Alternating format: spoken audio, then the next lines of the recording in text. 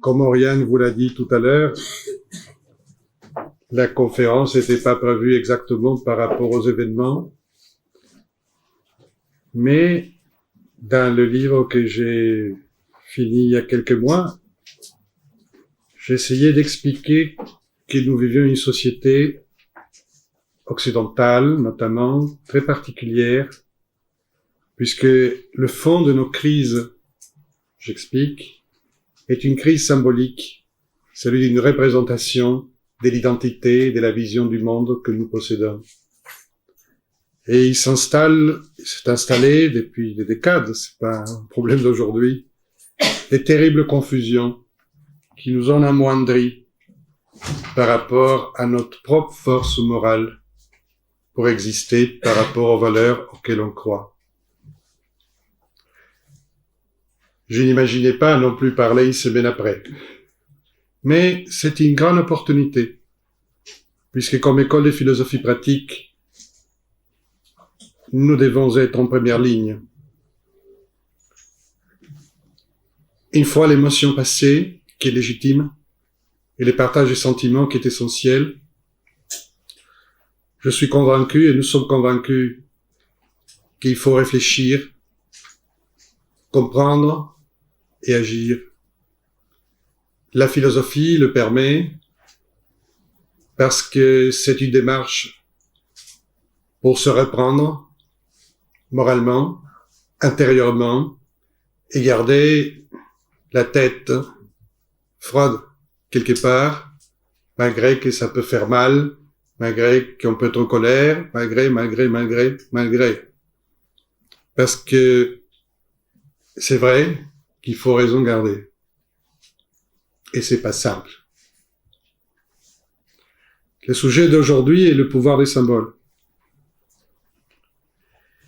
Toute crise est une opportunité de résilience, une opportunité de transformation. C'est une opportunité de sursaut, puisqu'elle met en question la réalité du monde tel que nous la vivons. Elle met en question la réalité de chacun de nous et nous interpelle profondément. Il n'est pas mauvais de vivre une crise. Ce qui est mauvais, c'est de la rejeter ou de la nier ou de la passer aux oubliettes, parce que là, on peut rien faire. J'espère de tout cœur qu'on puisse maintenant comprendre que les véritables crises que nous traversons ne sont pas simplement financières, économiques, sociales ou politiques. Elles sont fondamentalement existentielles dans nos sociétés. Elles sont existentielles parce que nous nous posons la question aujourd'hui du savoir-vivre et du vivre ensemble. C'est-à-dire, c'est la grande question que tout le monde se pose. Qu'est-ce qu'on va devenir? Et ça, c'est l'existence. Point de vue philosophique, c'est l'existence. Donc, c'est pour moi une crise symbolique, une crise d'identité profonde, et il faut profiter pour se poser les bonnes questions.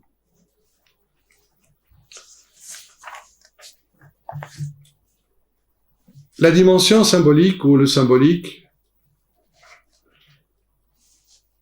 n'est pas un simple objet ou une fantaisie. C'est une dimension de la conscience humaine. Et je crois que nous oublions très souvent, parce que on n'éduque plus, parce qu'on l'enseigne plus, même si à la fac, je l'enseignais pendant des décades, même si des publications très savantes l'ont bien expliqué, mais au niveau populaire, pas populiste, général, collective, on a éradiqué l'explication de ce qu'est le symbole, de ce qui peut être ses dimensions, ce qui est le sacré. Tout ça, au nom de beaucoup de tabous et beaucoup de préjugés, a été laissé pour compte. Ce n'est pas aujourd'hui le jour de s'expliquer comment est arrivé là, ni pourquoi. L'essentiel, c'est de comprendre que l'humanisation de l'espèce a commencé d'abord par la pensée symbolique. D'abord, on a symbolisé. Ensuite, on a appris à raisonner. C'est de même pour un enfant lorsqu'il naît. Quand on était tous bébés, on pensait pas tout de suite. On conceptualisait pas tout de suite et on définissait pas tout de suite. Mais il y avait des gestes, il y avait des rituels, il y avait des images qui se sont inscrits dans la profondeur de nos âmes et consciences avant même qu'on réfléchisse. Et ce patrimoine imaginaire qui est inscrit dans l'espèce depuis les débuts de son humanisation, ainsi qu'en chaque individu qui naît à chaque instant, est très important parce qu'il faut apprendre à le gérer comme nous essayons de gérer nos émotions, comme nous essayons de gérer nos réflexions. Et je dis bien pensée symbolique. Parce que la pensée symbolique est logique. Quand on a une pensée, c'est qu'on peut la comprendre. D'accord? Donc on a une pensée conceptuelle que nous connaissons, qui est basée sur une logique d'exclusion. Puisque pour définir quelque chose, nous devons dire que A n'est pas B et que B n'est pas A. Okay? Mais nous connaissons cette logique, nous l'utilisons tout le temps, nous avons appris à parler grâce à elle, nous avons appris à compter grâce à elle, et l'école en général l'utilise beaucoup. Et c'est bien. Mais c'est qu'on a oublié depuis des décades, c'est intégrer une autre logique qui est la logique d'intégration des contraires, qui n'est possible grâce au symbole, qui utilise une autre logique, qui est la logique de inclusion. Noir et blanc, jour et nuit, chaud et froid, homme et femme. J'essaie de vous le résumer, tout simplement. Parce que symbole, en grec, veut dire lien, relier, unir. En latin, transmettre. Et en fait, les symboles, normalement, sont des éléments capables de relier énormément de monde à partir d'une seule image, d'un seul geste. Donc c'est très puissant, très puissant. Et comme c'est très puissant, comme l'est aussi la pensée, il faut apprendre à s'en servir pour ne pas tomber dans leur travers. La pensée conceptuelle peut tomber dans des travers intellectuels, dans des travers de réductionnisme pour devenir idéologie plate, étroite et dogmatique. Le symbolique peut devenir fantaisie, peut aussi engendrer du fanatisme. Rien n'est blanc et rien n'est noir. Je suis pas en train de défendre l'un contre l'autre. J'essaie simplement de vous expliquer que nous sommes tous construits quelque part avec un programme, entre guillemets, un système de pensée logique et rationnel et un autre qui est symbolique. Et que cet aspect-là, c'est lui qui permet de penser en image, c'est lui qui permet de faire des liens par analogie, par similitude, par convergence. C'est lui qui permet d'imaginer, de créer, de se voir autre, ce qui est pas rien. Celui-ci, nos écoles, ne l'emploient pas, presque. Et notre société non plus. Il l'utilise comme valeur marchande grâce aux super films comme les sagas de Tolkien ou autres que j'aime.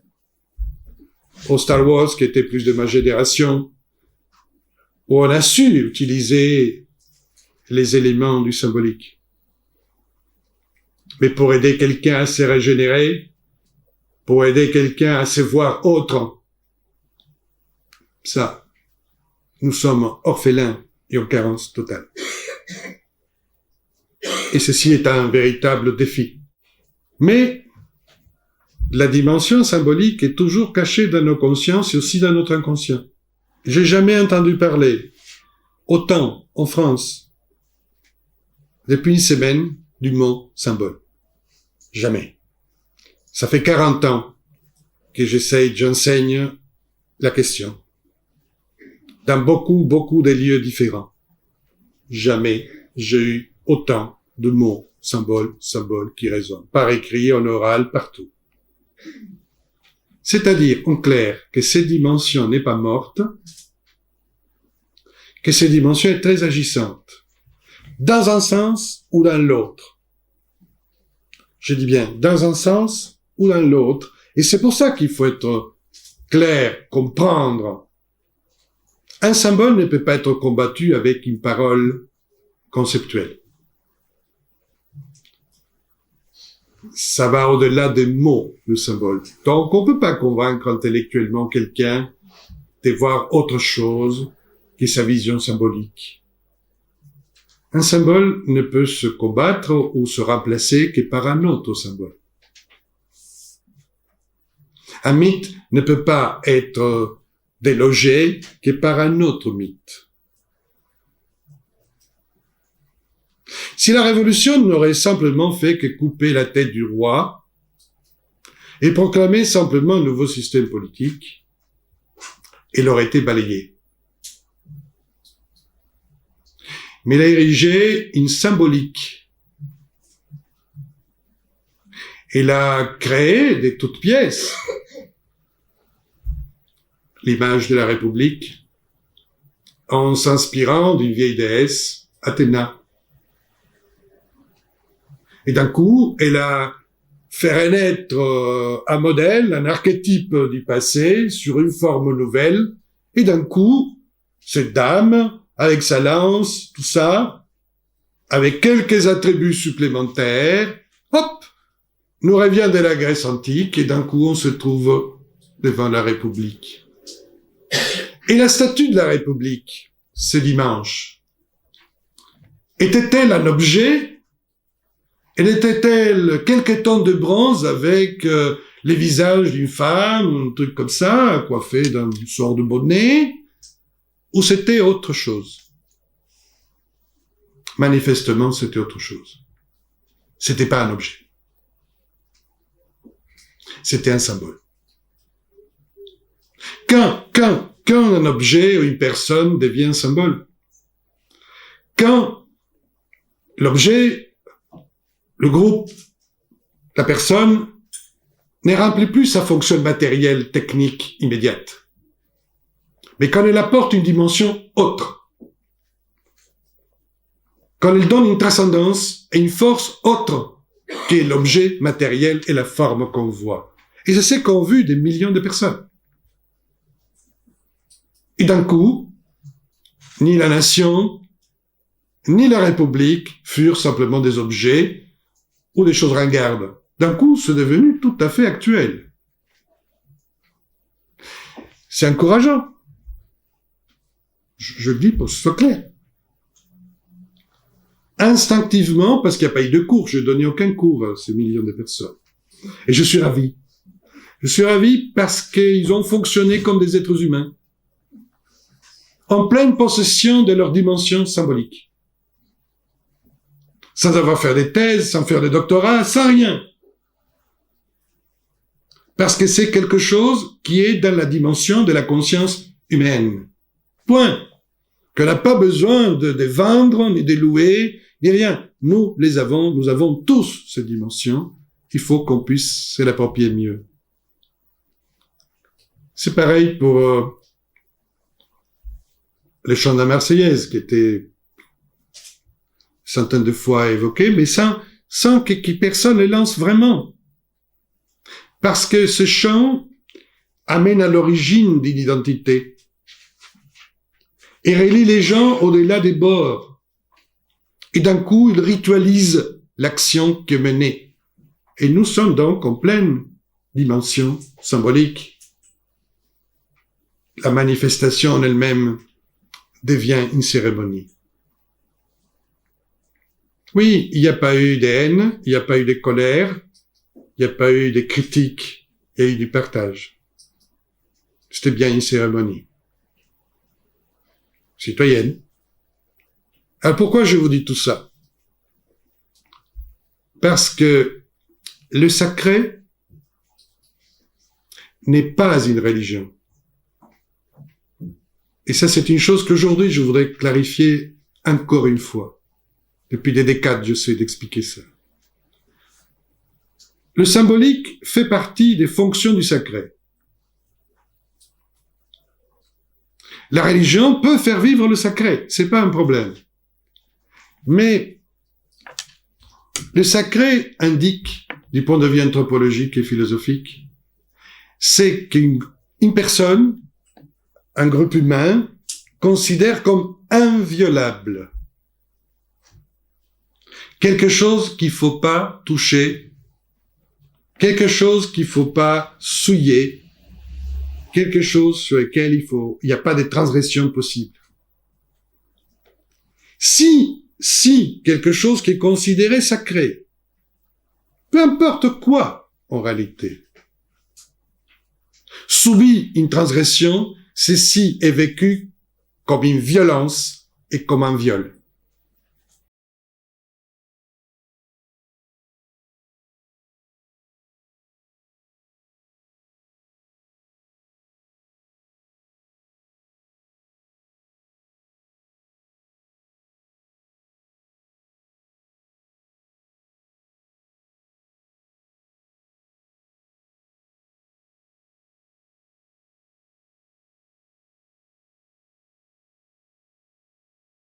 Des pâquerettes, malheureusement, mais même si les effets sont hyper cruels et sacrificiels.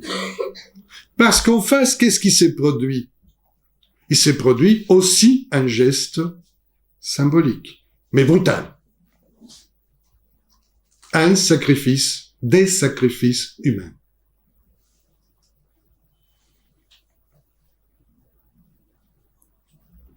Brutal, efficace aussi.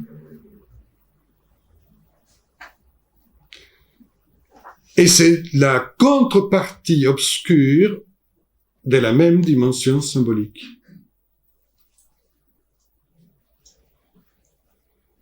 C'est pour ça que aucune réponse intellectuelle, disons raisonnable, pourra convaincre de se détourner de cette logique, mais de la détermination, de la force et d'autres symboles et d'autres manifestations symboliques. Je sais que c'est dur ce que je dis, et je suis conscient de ce que je dis. Mais c'est comme ça. C'est comme ça qu'ils fonctionnent les sociétés humaines. Aujourd'hui, hier, demain, il faut qu'on comprenne comment on est constitué, l'ange et la bête que nous avons. Nous sommes les deux.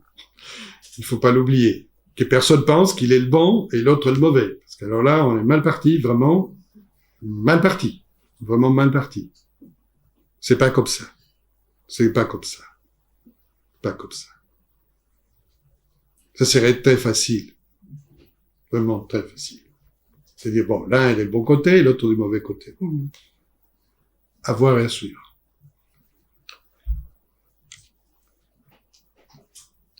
L'acte sacrificiel, la terreur, n'est pas nouvelle. Quand j'étais jeune, la terreur n'était pas religieuse. Mais elle existait. La bande Abadère a existé, l'armée rouge a existé, des groupes des nazis ont existé. Je ne sais pas si vous me comprenez bien. La terreur était politique. Était aux extrêmes, mais politique. Donc, on dirait que à chaque époque, il y a sa terreur.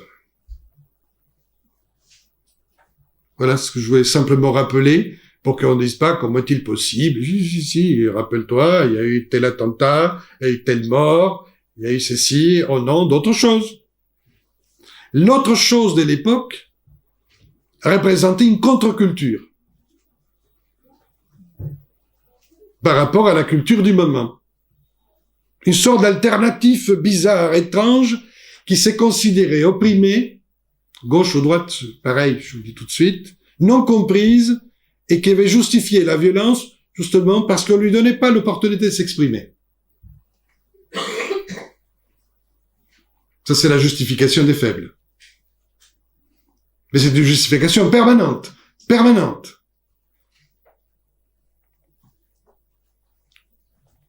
Mais c'est un sophisme du point de vue philosophique, je vous le dis tout de suite.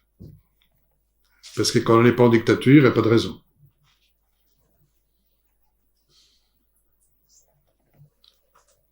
Aujourd'hui, la terreur vient sur d'autres modèles. D'accord?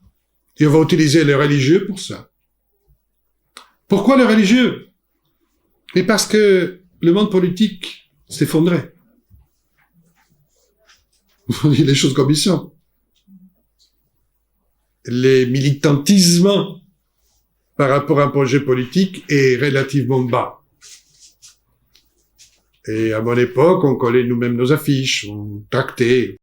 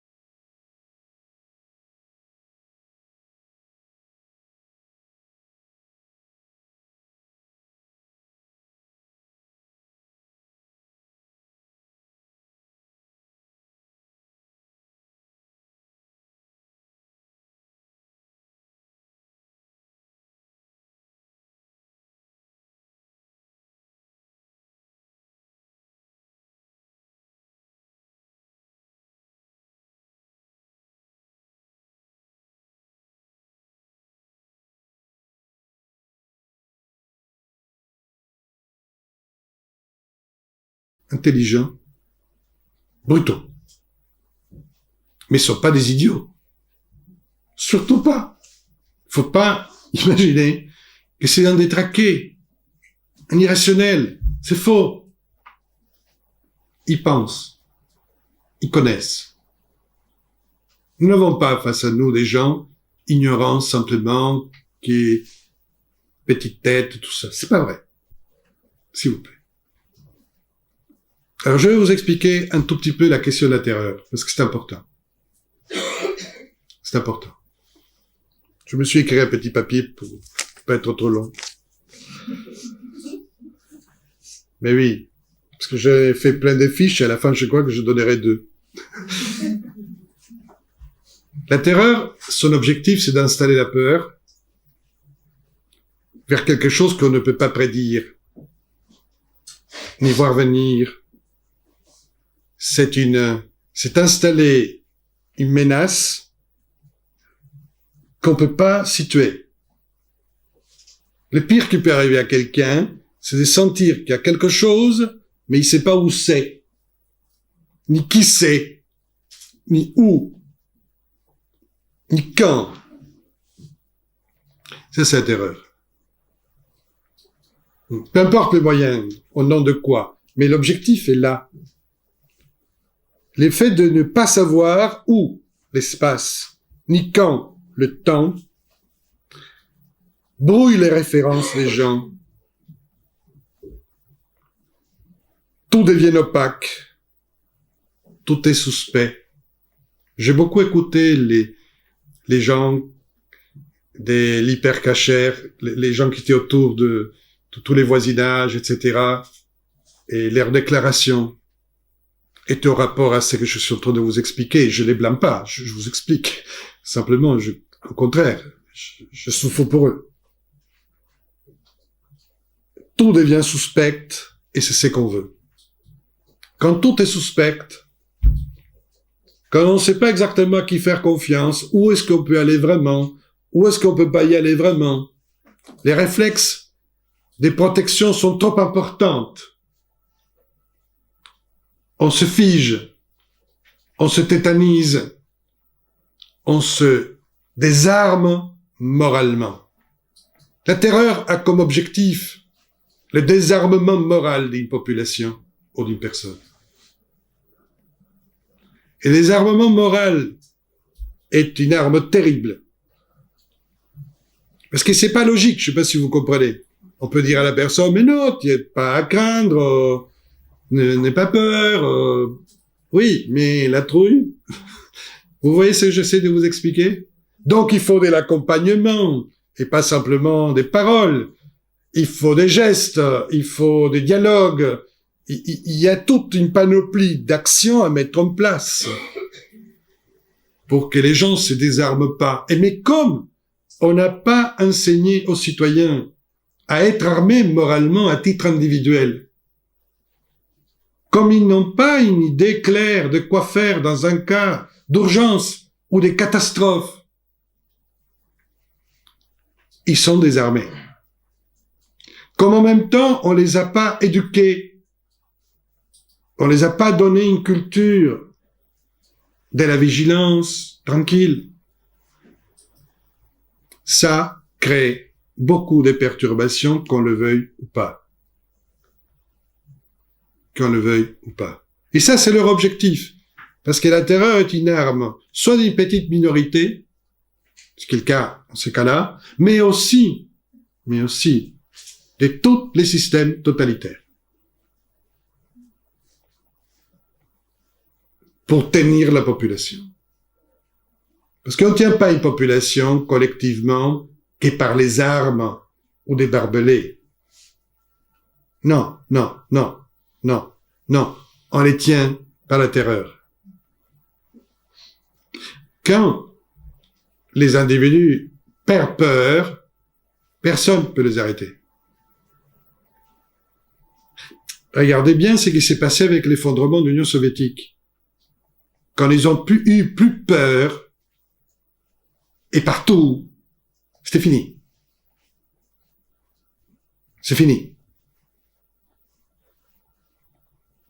Donc, je vous explique ça pour qu'on comprenne l'un et l'autre. La peur va provoquer que les individus vont s'installer dans un imaginaire de confusion. Donc, penser, réfléchir, voir avec clarté, être calme. L'imaginaire de confusion est un des trois formes d'imaginaire que nous avons tous. Je vais faire un court 2 secondes. Un grand anthropologue français,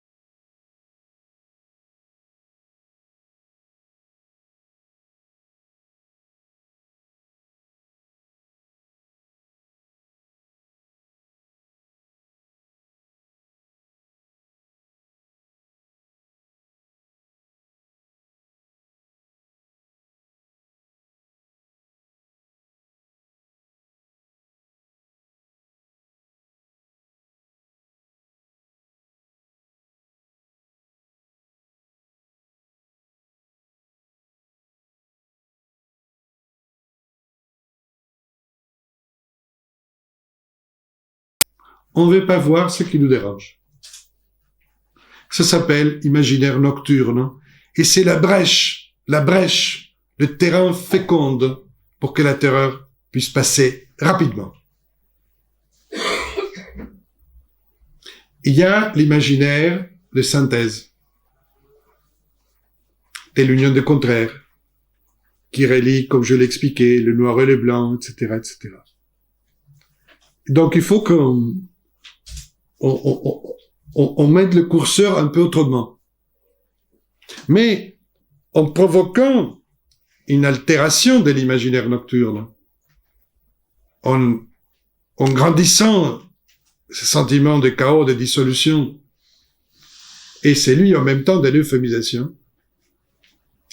Oui, mais je veux vous dire, j'ai beaucoup de fois des gens qui étaient déprimés, on leur disait, tu es déprimé? Non, pas du tout. Tu as un problème? Non. Bien, ok. Pour qu'on se comprenne. Bon, ce qui était très intéressant avec ce qui s'est passé la semaine dernière, même si le coup était terrible, c'est que beaucoup de gens ont accepté de plus nier la réalité. Donc, de se solariser un peu, je sais pas, prendre un peu de lumière, et je pense que ça c'est très utile. Je sais que sortir d'une ignorance, comme disait Socrate, est douloureux.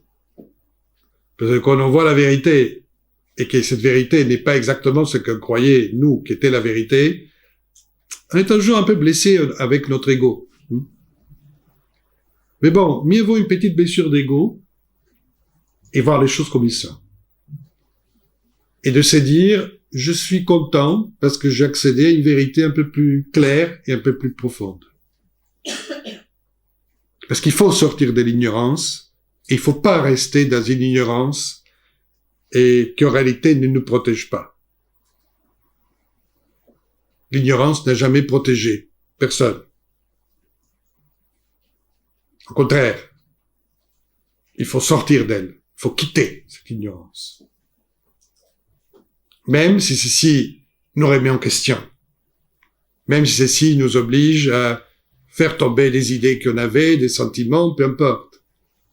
Mais ça va de notre propre identité, de notre propre équilibre. C'est essentiel. C'est essentiel.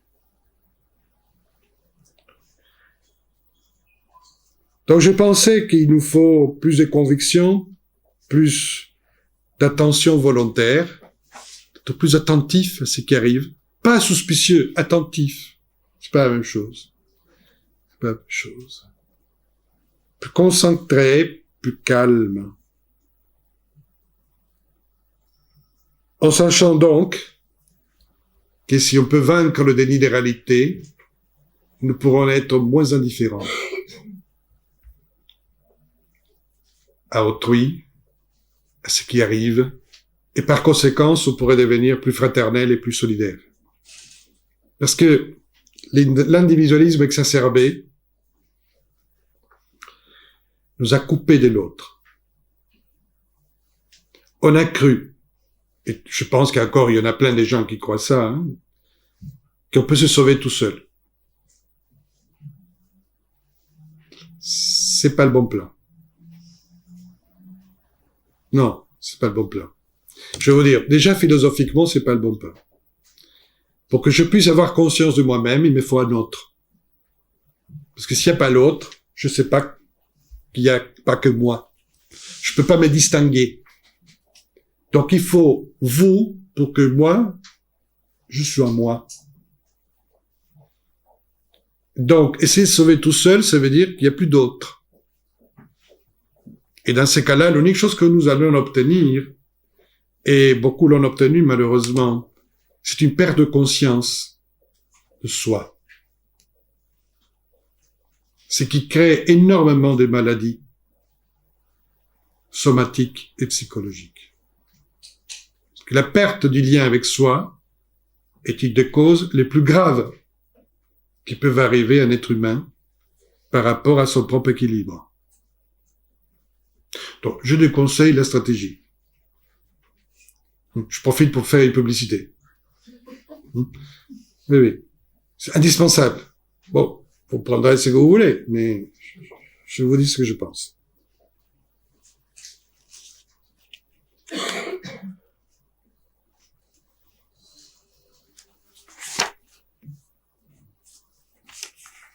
Comment pouvons-nous accueillir l'autre si nous ne savons plus ce que nous sommes?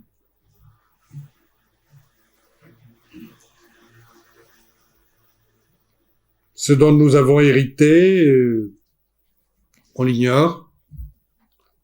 Et qu'est-ce que doivent recevoir les futures générations? Qu'est-ce qu'il faut transmettre? Le temps est de poser la question, qu'est-ce qu'il faut transmettre? Et bon, on a eu quelques réponses. On a eu quelques réponses qui étaient spontanées, avec des gestes simples. Mais maintenant, il faut les transformer. Donc, j'espère que vous avez compris que tout ça était un jeu symbolique et que nous sommes en train de vivre une guerre. Oui, la France est en guerre, mais une guerre symbolique. Moi, je n'aime pas la guerre simplement des Kalachnikov, parce que je sais qu'on ne peut pas vaincre avec des armes, simplement. Un vrai combat se gagne avec des idées, avec des valeurs, avec des sentiments. On ne peut pas vaincre qu'avec des armes. Donc, oui, il faut des moyens, oui, bien sûr. Il faut que chaque citoyen soit armé, symboliquement et moralement, et qui se sent proche d'une identité profonde, réelle, importante. Et qui sache qu'il n'est pas seul. Oui, c'est important.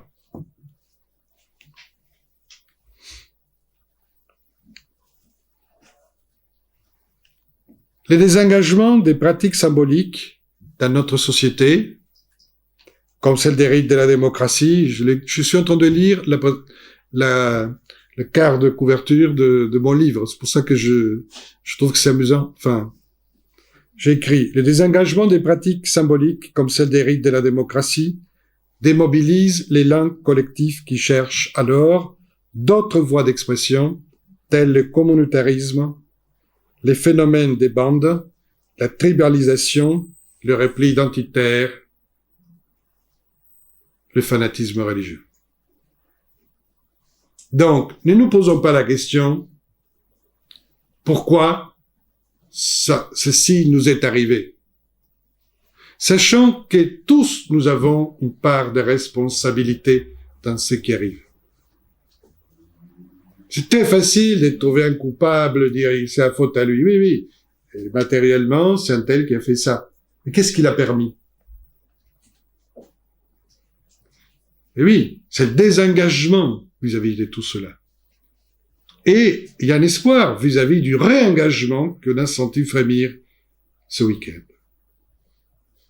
Et donc, et je me lis, malgré la sécularisation de nos sociétés contemporaines, le fond archaïque symbolique de l'être humain n'a pas disparu. Ces traces de ce sentiment se retrouvent aujourd'hui camouflées dans nos pratiques quotidiennes. Le symbolique, ni les sacrés, sont une religion, puisque cette dimension existe depuis que l'homme existe. Je ne vais pas être long là-dessus, je ne peux pas vous développer. La République laïque a aussi ses symboles, a aussi son sacré. Parce que certains me disaient, mais bon, comment on fait pour développer le symbolique dans le cadre de la laïcité? Je dis, mais vous n'avez qu'à regarder Paris, vous allez voir, et des choses intéressantes. Tous les statuts de l'Ancien Régime regardent à l'Est. Tous les statuts de la République ou de la Révolution regardent à l'Ouest. C'est amusant. C'est-à-dire qu'il y a un plan symbolique. On peut être d'accord, pas d'accord sur l'importance. Quand on va faire du palais Bourbon, qui est un palais Bourbon pour la royauté, on va créer dedans une architecture pour l'Assemblée. Bien. Alors, qu'est-ce qu'on va faire dedans? Mais on va prendre un plan d'un théâtre grec. Oui. Ça met un fil d'assemblée, c'est un théâtre grec. On va installer devant la scène un perchoir qui est aussi haut que les gradins le plus haut de l'Assemblée. Pour que le président de l'Assemblée soit pas plus haut ni plus bas que les autres. Donc, il y a une intention symbolique claire. Et il y a, et je l'ai décrit dans mon livre, un certain nombre de rituels invraisemblables pour l'entrée du président du Parlement, avec des gardes républicains, avec des codes bien clairs, etc. Je vous fais grâce. Mais c'est simplement pour vous expliquer qu'il y a une sacralité dans tous les systèmes sociaux, parce que le pouvoir symbolique est une des clés du pouvoir politique. Un président s'est voulu normal, c'est-à-dire non symbolique. Je pense que vous le connaissez. Et maintenant, il est devenu président. C'est-à-dire, il a dû devenir symbolique et faire des gestes symboliques. Parce que sinon, ça marche pas. Même en République. C'est ça que j'essaie de vous expliquer. Donc, le sacré est une dimension constituante de toute société humaine. C'est à nous de décider quelque part quelle sacralité nous pouvons assumer par rapport à d'autres types de sacralité. Soyons clairs. Qu'est-ce que nous considérons inviolable? Qu'est-ce qu'il ne faut pas transgresser ni violer? C'est là où il y a la bonne réflexion pour qu'on puisse intégrer, pas simplement dans un discours, mais dans une attitude, une posture symbolique, les gestes nécessaires. Ainsi, les symboles deviennent des rituels,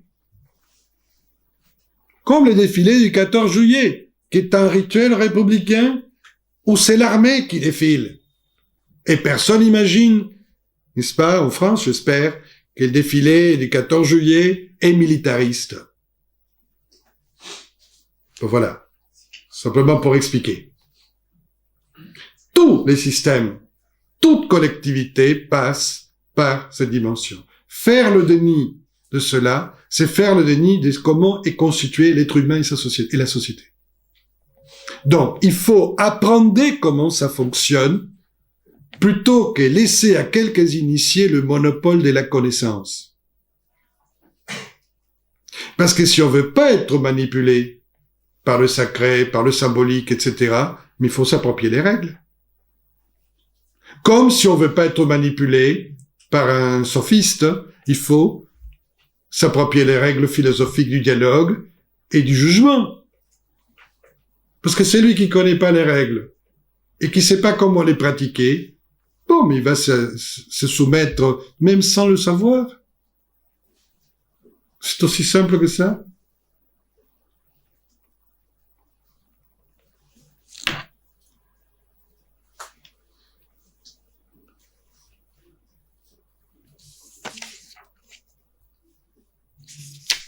Les symboles, dans sa polyvalence, lient l'homme dans le temps et l'espace, fait revivre chez tous le sens du sacré, donc on aurait donc tort de sous-estimer l'importance encore aujourd'hui.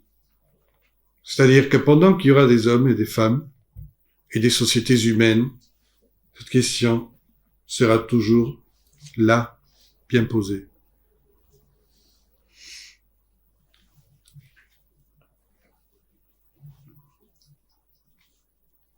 Le problème que nous avons est grave, c'est mon dernier point, c'est l'amoindrissement de la capacité imaginative.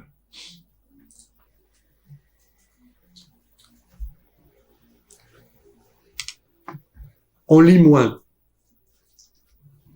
Soyez tranquille, je ne vais pas demander quoi que ce soit. L'acte de lecture est extraordinaire pour développer l'imagination et la dimension symbolique. Je vais vous dire pourquoi. Parce que quand on lit, on est seul avec le bouquin, enfin en théorie. Ou avec son gosse, peu importe. Mais il faut se représenter ce qu'on lit. Vous voyez ? il faut que la stimulation de l'auteur du texte nous aide à aller dans des dimensions autres. Et le fait de partir dans une dimension autre, c'est du sacré. Parce que nous, anthropologues, on définit le sacré par le tout autre. Ce qui nous change de ce qui est permanent, répétitif, mécanique, toujours pareil, toujours pareil. Pourquoi pensez-vous que la Genèse cherche autre chose? Elle cherche autre chose parce qu'elle cherche une autre dimension d'existence. Et c'est légitime qu'il les cherche. Et c'est important que la société lui propose des ailleurs autres. Pas des ailleurs qui sont des ombres, mais des ailleurs de lumière, d'espérance, de construction. Donc, il faut bien comprendre l'importance de cette lecture. Nous avons déserté un peu la lecture, on veut que de l'audiovisuel, tout expliquer et tout imaginer pour nous. Alors c'est bien, ça nous donne des matériaux, ça nous donne des images que nous n'avons pas forgées et que nous ne savons plus retraiter. Parce que quand on compte une histoire sans aucune image, dans un coin du feu, dans une nuit sereine, peu importe, c'est une autre ambiance, c'est autre chose. Et on a rétréci la puissance imaginative des citoyens. Donc, ils pensent à peu près tous pareil, ils induisent tous à peu près la même chose, et si quelqu'un décide de dire autre chose, il est étrange. Comme il est étrange, la séparativité s'installe. Et ceci est une des conséquences du rétrécissement de l'imaginaire. Donc il faut réenchanter les imaginaires. Ça, c'est une mesure que je préconise pour cette année. Il faut réenchanter les imaginaires. Il faut donner plus de matériaux pour que les gens puissent se rapproprier des éléments eux-mêmes pour s'enrichir. Pour s'enrichir, tout simplement. Au niveau de l'éducation nationale, j'entends très peu de choses là-dessus. Ce serait pas difficile. Ça n'exige pas beaucoup de moyens. Parce qu'il faut raconter des histoires. Simplement. Ou les mettre en scène. Oui. Parce que pourquoi ne pas mettre en scène ces images, ces contes, ces mythes, à l'école? Parce que la mise en scène, la théâtralisation, permet l'expression des sentiments, permet l'instauration des règles, permet l'expression de chacun. Ça coûte cher, ça? Je crois pas. On n'a pas besoin de grands budgets pour ça. On peut faire des décors de rien du tout, surtout si on travaille avec des jeunes. On n'est pas à la Comédie Française, n'est-ce pas? J'essaye de vous donner d'autres pistes simplement, sans nier les bonnes pistes administratives ou autres qu'il faut. Mais ces pistes sont techniques. Il nous faut des pistes qui enrichissent l'âme du pays, l'âme des citoyens. C'est pour cela que l'amoindrissement de la capacité imaginative rend l'homme mécanique, incapable de se régénérer et ressourcer lui-même. Donc il a besoin de se ressourcer dans la boisson, dans une drogue, dans autre chose, dans un spectacle. Donc je perds mon moteur, ma capacité d'auto-ressourcement. Donc je suis plus autonome. Tout le monde parle de liberté, bravo! Oui, mais la liberté est possible si vous avez une autonomie de régénération, d'auto-ressourcement. Sinon, de quelle liberté on parle? Est-ce qu'on est libre de voyager à l'intérieur de nous-mêmes? Est-ce que nous avons réussi à détruire les entraves qui nous empêchent de voyager à l'intérieur de nous-mêmes? C'est une question qu'il faut se poser chacun. C'est important.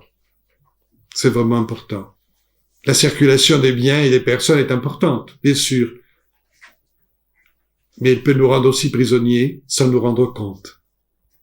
Et ça s'appelle la société de consommation. Donc, n'imaginez pas que les choses sont aussi simples. Et je ne nie pas la nécessité de que tout le monde se balade où il veut. C'est pas ça mon problème. Je vous le dis tout de suite. Allez-y où vous voulez. Mais en conscience. Conscience.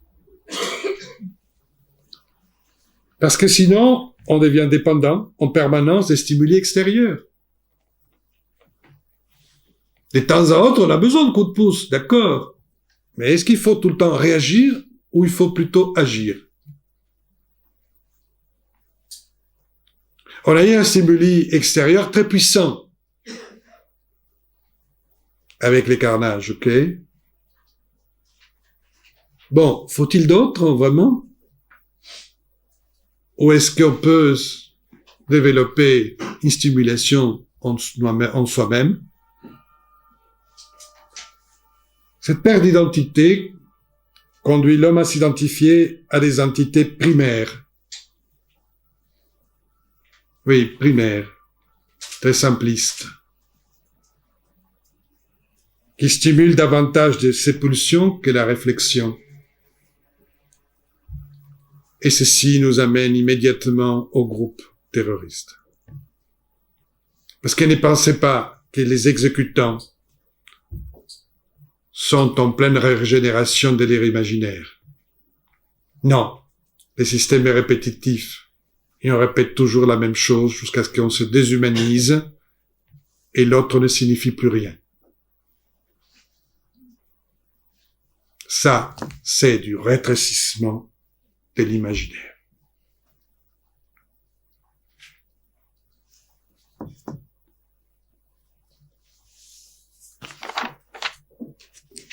C'est pas nouveau. Pour conclure, je voulais simplement vous lire une question qui était posée à Joseph Campbell. Joseph Campbell est il est décédé depuis longtemps. C'est un Américain qui était un extraordinaire prof des religions comparées, des symbolismes, des mythes, etc. Il a fait énormément d'ouvrages, il est devenu un grand spécialiste qui a influencé beaucoup la rédaction de Star Wars, du livret. C'est pour ça que dans mon livre, je développe les clés de Star Wars, simplement pour expliquer que quand un film, une saga fonctionne, c'est parce qu'elle travaille avec des mythes, des symboles et des modèles éternels.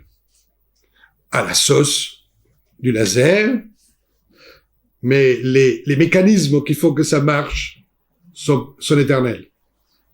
Comme les mécanismes qui font pas marcher sont éternels. Bon, mais on pose la question à Campbell. Parce que il demande à un journaliste, il dit, lorsqu'une société n'élabore plus des mythologies puissantes et structurantes, nous sommes aux États-Unis aux années 80. Ce que je vous dis, toute cette histoire, nous la connaissons depuis longtemps. Les journalistes lui demandent comment on fait? Comment on fait pour créer des nouveaux mythes? Comment on fait la jeunesse? Pour se faire des mythes, pour trouver des symboles, etc. Et Campbell dit, vous n'avez qu'à lire les journaux et vous verrez qu'il parle des actions répréhensibles et violentes accomplies par les jeunes qui ignorent comment se comporter dans une société civilisée. En réalité, dit Campbell, la société ne leur a pas apporté les rites qui leur permettraient de devenir membres de la communauté à part entière. Tous les enfants ont besoin d'une seconde naissance. Il leur faut apprendre à se comporter de façon rationnelle dans le monde actuel en abandonnant leur enfance derrière eux. Où les gosses prennent-ils leurs mythes maintenant? Ils les créent eux-mêmes. D'où tous ces graffitis que nous voyons sur le mur de la ville. Ces gosses forment leur propre tribu, avec leur rite initiatique, leur moralité. Seulement, ils sont dangereux, car leurs lois ne sont pas les nôtres. Ils n'ont pas été socialement initiés. Campbell n'est pas en train de stigmatiser les jeunes, c'est de bien comprendre de quoi il s'agit. Il s'agit que si on ne donne pas des éléments, les gens vont les créer, et ils vont créer sur des structures très primaires, très simples, très simplistes, qui vont plutôt vers la tribalisation. Et si aujourd'hui vous ajoutez une religion qu'ils connaissent même pas exactement, mais qui leur donne l'idée des transcendances, la mythologisation est fabuleuse. Et les problèmes, c'est qu'ils furent initiés adultes avec des lois qui sont pas celles de la République. Et ça, il faut le comprendre. Et il faut l'assumer. Il faut trouver des solutions. Il ne s'agit pas de les tuer, il ne s'agit pas de les mettre en prison, il ne s'agit pas de les stigmatiser, mais il faut bien comprendre que, contrairement à ce qu'on pense, les phénomènes des bandes, tous ces éléments-là, même des voyeurismes, gangstérisme, etc., sont des éléments qui structurent socialement des personnes, avec des codes moraux qui sont les leurs. Et ça, c'est une réalité. Ils ont d'autres symboles et une autre mythologie. Et c'est pour ça que c'est normal pour eux de dire « Non, je suis pas Charlie. C'est pour les bourgeois. C'est pour les gens de la ville. » C'est compréhensible. Je voudrais clarifier ça. Faut pas être choqué. Il y a une dizaine d'années, j'ai vu un reportage très intéressant, enfin frappant, parce qu'il y avait deux voitures de police qui apparemment suivaient quelqu'un dans une banlieue alpha. Et bon, ils furent jetés, caillassés, jetés des pierres. Alors, le journaliste a trouvé un des chefs des gangs, des bandes, et il a posé la question « Pourquoi vous avez fait ça ?» Et le garçon, jeune, lui dit « Mais c'est normal. C'est notre territoire. Et ils nous ont pas demandé la permission. On n'a pas négocié le passage. Donc, ils ont violé notre frontière. Donc, on se défend. » Voilà la logique. Rien de méchant, finalement. Mais, symboliquement, pour beaucoup parmi eux, ils sont dans leur territoire. Donc, il faut comprendre qu'il faut reconquérir des territoires à l'intérieur du pays. Au lieu de se lancer dans des conquêtes extérieures, il faut se lancer dans des conquêtes intérieures. Et ceci ne pourra pas se faire qu'avec des moyens de violence ou de répression. C'est impossible. Ça ne pourra qu'alimenter plus. Bon, voilà, c'est un panorama adapté. La conférence que je voulais donner au départ n'était pas exactement celle-ci, vous avez compris. Mais je pensais qu'il fallait l'adapter aux circonstances que nous vivons, et ça m'a davantage motivé. Je vous remercie. Merci, bonsoir. Bonsoir. Y a-t-il une symbolique familiale? Oui. A-t-elle évolué? Et comment se présente-t-elle? Ah, c'est un grand chapitre, cette histoire. Et d'abord, il y a eu une symbolique collective. Je m'explique. La famille telle que nous l'entendons aujourd'hui est très récente. Papa, maman, enfant, pour qu'on se comprenne. Et la famille matricielle, si j'ose dire, c'est plusieurs générations ensemble, qui cohabitent dans le même endroit. Avec passage de générations dans le même endroit, au moins de 3 générations.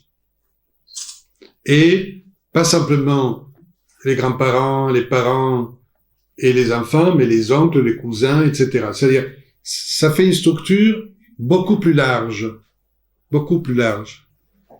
Et avec la bourgeoisie, au 19e, les familles ont commencé à se rétrécir. Pas immédiatement trop, mais ils ont commencé à se rétrécir. Aujourd'hui, nous arrivons à avoir des familles monoparentales. Enfin, et donc c'est différent. C'est différent. Ce qui est clair, parce qu'il faut faire court aujourd'hui, mais je peux redévelopper, c'est que on a besoin de plus de monde et pas de moins de monde. C'est pas une question simplement homme-femme. Je voudrais sortir de la question du genre. Je pense qu'il faut plus de générations qui interagissent et plus de monde qui interagissent. Parce que les sociétés se sont cohésionnées par le voisinage, par les échanges, parce que je te prête ceci, parce que je te parle, etc. Plus de monde. Nous avons détricoté le tissu. Et donc aujourd'hui, la fonction sociale est trop cocooning, trop protectrice.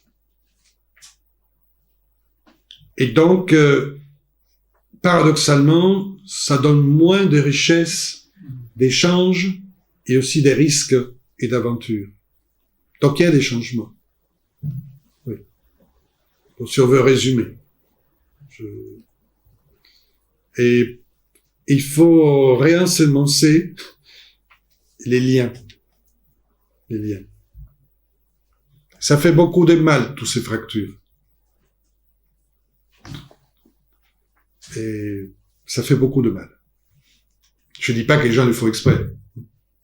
Oui, bonsoir, j'avais deux questions. Une question un peu, effectivement, sur l'histoire de Charlie Hebdo.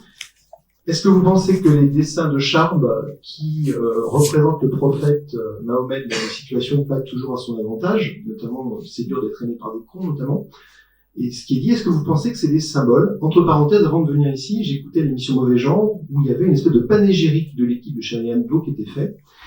Et effectivement, quelqu'un disait que le rôle de Charlie Hebdo, c'était de combattre les symboles. Oui, c'est la première question.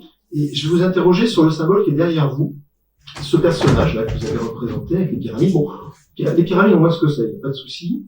Ce personnage, c'est un personnage blond qui a des yeux verts. Donc je voudrais savoir qu'est-ce que c'est que ce symbole. Et derrière la question, parce que voilà, vous l'avez représenté du coup, qu'est-ce que vous proposez, parce je partage relativement votre constat, Campbell, vos références, je les partage.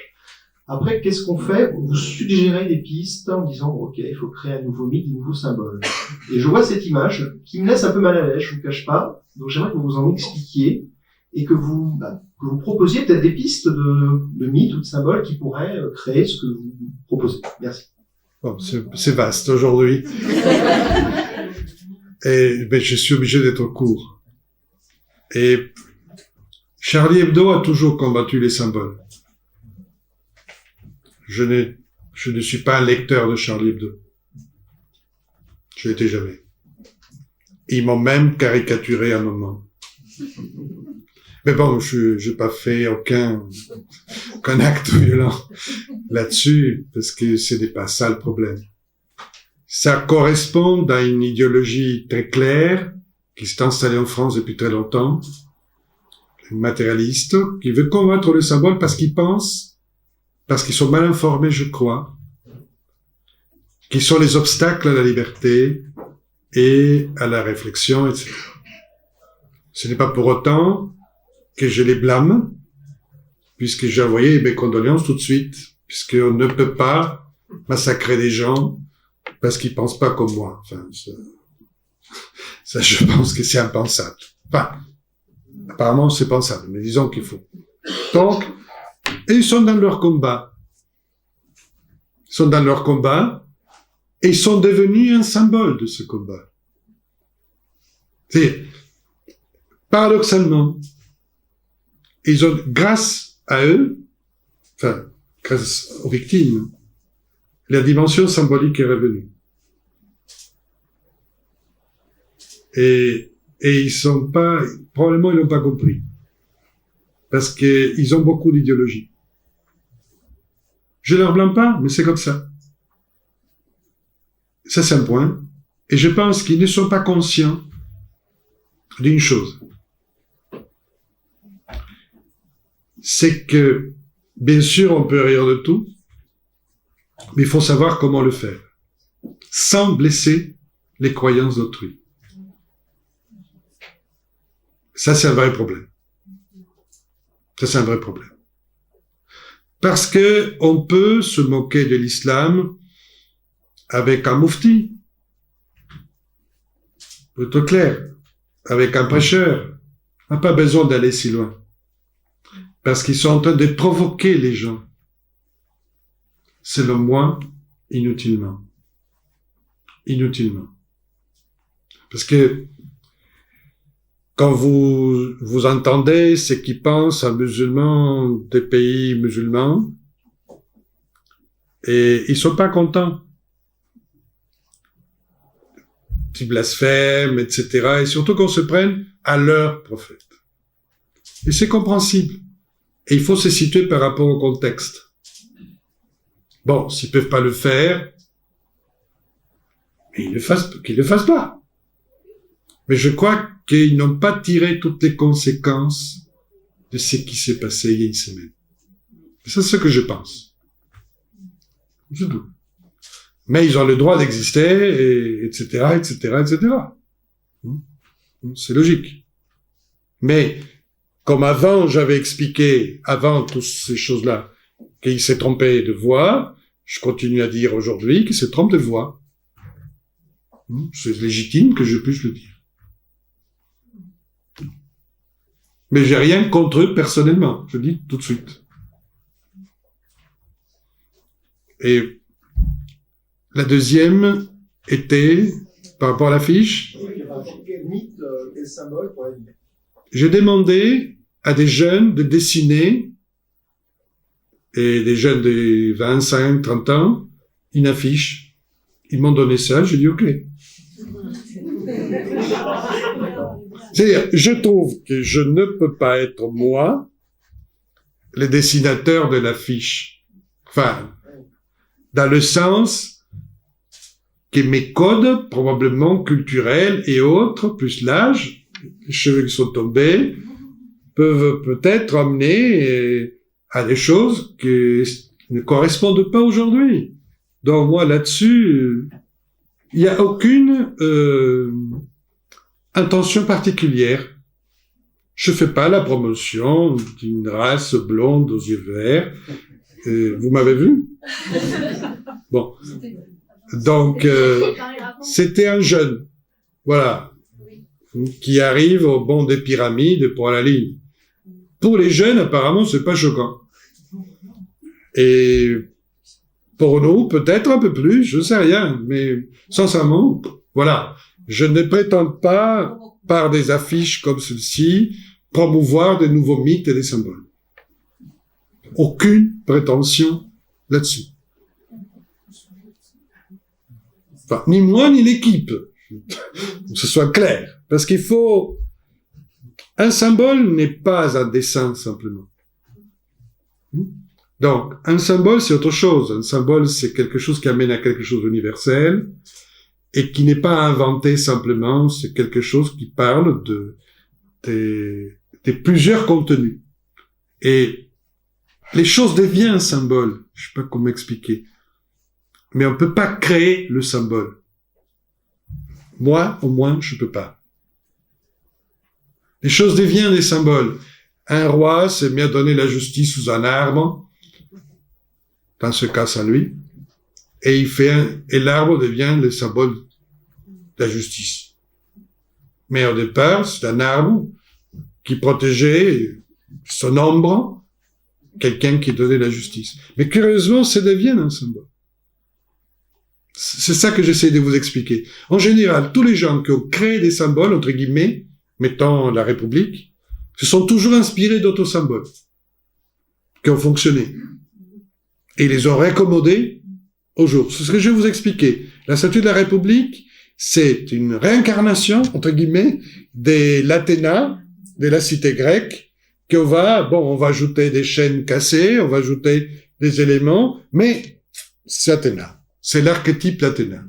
Moi, je vais pas me permettre de dire, je capte un nouvel archétype. Parce que les archétypes sont déjà là. Je vais pas inventer l'espèce humaine, etc., etc., etc. Donc, c'est par rapport à la troisième question. Je pense que c'est des actes qui petit à petit vont par l'action des gens, parce que pour qu'un symbole fonctionne, il faut qu'il y ait un cadre affectif, un cadre de partage. Sinon, ça marche pas. Ça marche pas. Donc, il faut une transmission affective d'un vécu, et pas simplement d'une idée. Et à un moment donné, ces vécus partagés par des êtres humains et symbolisés clairement par des gestes, par des images, et bon, ça devient un symbole. Après, comme moi, en tant que chercheur des symboles comparés, des mythes comparés, après je peux dire, ah oui, ça marche parce que ça correspond à tel modèle, et c'est la réminiscence de ceci, etc. Mais les gars qui l'ont fait, les gars qui ont vécu tout ça, à mon avis, n'ont pas trop pioché dans les encyclopédies. Mais dans leur inconscient, dans leur capacité de capter, et à un moment donné, les choses tombent. Donc, la société, par ce qu'elle va faire de ce qu'elle vit, va renouveler ou pas, parce que ces symboles, ces mythes, etc. Parce que nous avons un problème. En symbole, plus ou moins, ça marche. On a 2, 3 statues, bon, etc. Mais des héros, c'est-à-dire des modèles, difficile. Vous comprenez? On est en panne des modèles. On a une panne des modèles. Et quand on a une panne des modèles, c'est très complexe. Et on peut pas créer des modèles de bande dessinée. Enfin, c'est clair, ce que je veux dire. Donc, là, il y a une panne dans l'imaginaire réel. La société devra s'interroger sur ce modèle, sur ces choses. Et c'est un processus qui doit être accompagné. Des spécialistes peuvent aider, mais on ne peut pas créer mécaniquement ce qui doit toucher une population. Vouloir le faire. Chaque fois que quelqu'un essaie de le faire comme ça n'a pas marché. C'est clair. Et en plus, il y a une chose, si vous étudiez le symbolisme, la phénoménologie de la question. Les symboles se mutent, se transforment, les mythes aussi, les héros aussi. Mais bon, c'est toujours le même, mais c'est toujours différent. C'est ça qui est formidable.